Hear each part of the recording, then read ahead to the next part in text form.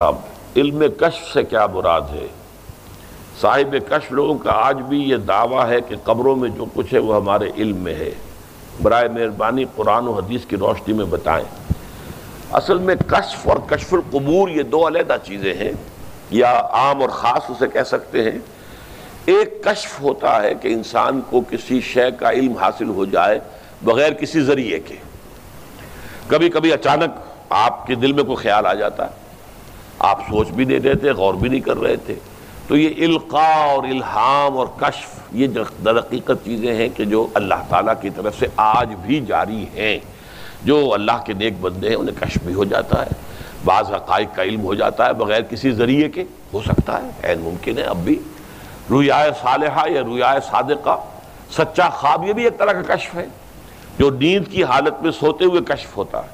اور وہ کیا ہوتا ہے کہ جو بات آپ نے خواب میں دیکھی ہے کچھ دنوں کے بعد، چند دنوں کے بعد وہ واقعہ جوں کا توں عالم واقعہ کے اندر ظہور پذیر ہو جائے، یہ سچا خواب کہلاتا ہے۔ یہ سچا خواب جو ہے وحی کی 46ویں یا 60واں حصہ ہے، اور حضور نے فرمایا لم یبقى من النبوۃ الا المبشرات، یہ جو سچے خواب ہیں یہی نبوت کا حصہ ہیں، 46واں یا 60واں جو باقی رہ گیا ہے، باقی وحی نبوت ختم ہو گئی۔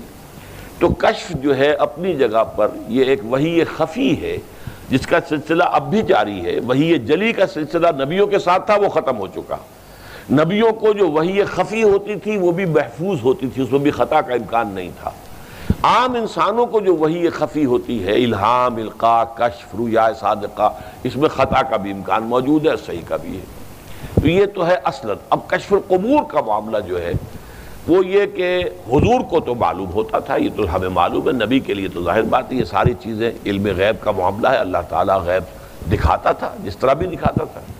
کچھ بزرگوں کے بارے میں یہ معلوم ہوتا ہے کہ ان کا یہ دعویٰ ہے، کشف القبور اسے کہتے ہیں، کہ ہمیں معلوم ہو جاتا ہے کہ اس قبر والے کے ساتھ کیا ہو رہا ہے، آیا اس پر عذاب ہو رہا ہے یا اسے اللہ کی طرف سے نعمتیں مل رہی ہیں۔ اب اس کی دلیل کیا ہے میرے علم میں نہیں ہے، میں اس معاملے میں لا نصدق ولا نکذب۔ میں جب ایسے لوگوں کو دیکھتا ہوں، ان کی شخصیتیں، ان کی کردار، ان کی سیرت، تو محسوس نہیں ہوتا کہ یہ جھوٹ بول سکتے ہیں۔ مولانا احمد علی لاہوری، کیسے گمان کروں کہ وہ جھوٹ بولیں گے؟ ان کا مجاہدانہ کردار بھی رہا، اس کے بعد جو ہے انگریز نے انہیں نظر بند کیا ہے یہاں لاہور میں، پھر انہوں نے 40 برس اس عرض لاہور میں قرآن مجید کا درس دیا ہے۔ الحمدللہ کہ مجھے بھی اب 35 برس ہو گئے عرض لاہور میں درس قرآن دیتے ہوئے، اور میرا درس شروع بھی وہیں سے ہوا تھا جو اصل درس تھا۔ بعد میں معلوم ہوا کہ اس مسجد کا سنگ بنیاد مولانا احمد علی لاہوری کا رکھا ہوا تھا رحمۃ اللہ علیہ، مسجد خضرہ سمن آباد، جہاں میرا درس جو ہے اس کا ہفتے وار درس قرآن جو اتوار کی صبح کا شروع ہوا تھا، اور الحمدللہ کہ بہت پاپولر ہو گیا تھا۔ تو بہرحال اب ایسے شخص کے بارے میں بڑا مشکل ہے کہ میں یہ کہہ سکوں کہ وہ جھوٹ بول رہے ہیں، ان کا یہ دعویٰ تھا۔ اب واللہ عالم، لیکن میں تو لا اصدق ولا اکذب، نہ میں ان کی تکذیب کرتا ہوں نہ میں ان کی تصدیق کرتا ہوں، اس لیے کہ میرے علم سے باہر کی یہ شے ہے۔ اور اس معاملے کے اندر جو ہے وہ دعویٰ، خاص طور پر دعویٰ کرنا، یہ تو میرے نزدیک بہت ہی بڑی بات ہے۔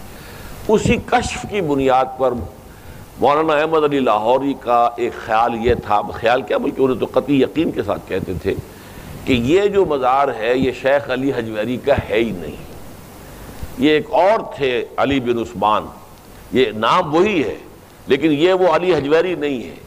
علی حجویری کا جو قبر ہے وہ لاہور کے قلعے کی فصیل کے ساتھ ہے، اور وہ کہتے ہیں میں جانتا ہوں جہاں ہے اور بتا بھی سکتا ہوں، لیکن میں بتاتا نہیں اس لیے کہ وہاں پر بھی پھر وہی کچھ ہونے لگے گا جو اس وقت یہاں ہو رہا ہے۔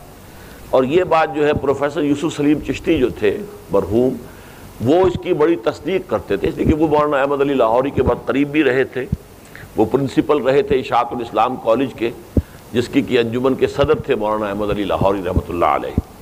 تو وہ یہ کہتے ہیں کہ بات صحیح کہتے ہیں مولانا احمد علی، اس لیے کہ جس زمانے میں شیخ علی حجویری لاہور آئے ہیں اس زمانے میں یہ جگہ جہاں ان کا مقبرہ اس وقت ہے یہ تو دریا کی گزرگاہ تھی۔ یہ بڈھا دریا جو کہلاتا تھا نا، کہ جو بڈھا راوی جس کا پل بھی اب تو ختم ہو گیا، اصل تو دریا یہاں سے گزرتا تھا۔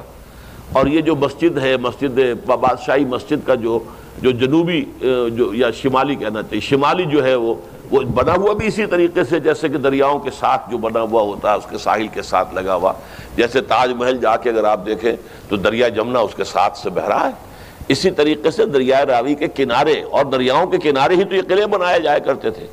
تو یہ قلعہ جب بنا ہے تو یہاں پر جو ہے یہ دریائے راوی جو ہے اس کا یہ پرانا بیڈ ہے، اس کے بعد اس نے اپنا راستہ بدلا ہے اور وہ پھر ادھر چلا گیا، تو یہ حصہ رہ گیا تھا منڈا راوی، یہ پرانا راوی جو ہے تو اس کا پل تھا، تو غالباً پل بھی ختم ہو گیا۔ تو بہرحال یہ چیزیں اپنی جگہ پر ہیں۔